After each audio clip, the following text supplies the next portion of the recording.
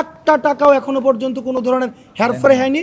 বাংলাদেশে সর্বপ্রথম আমার মনে হয় ইতিহাসে একটা হিসাব দেওয়ার পরে আবার অডিট করার পর আবার টাকা বৃদ্ধি পেয়েছে, এই ধরনের নজির মনে হয় কোথাও নেই। আমরা সর্বপ্রথম আমাদের দেখেন প্রায় অলমোস্ট 60 লাখ টাকা কিন্তু বৃদ্ধি পেয়েছে।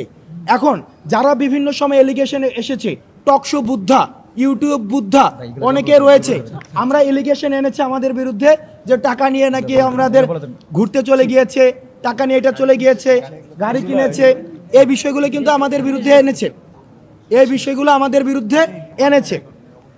কিন্তু দেখেন টাকাটা অ্যাকাউন্টে রেখেছে। এখন ব্যাংকের অ্যাকাউন্টে যদি না রেখে টাকাটা তাহলে কোথায় রাখতো? বাকেরের কাছে, সার্জিসের কাছে, পার্সোনাল জায়গায়, তখন আরও বিতর্কিত হওয়ার সুযোগ থাকতো। এখন ব্যাংকে রাখার কারণে সবচেয়ে সিকিউর ছিল। এখনো পর্যন্ত টাকার একটা টাকাও এখনো পর্যন্ত কোনো ধরনের হেরফের হয়নি।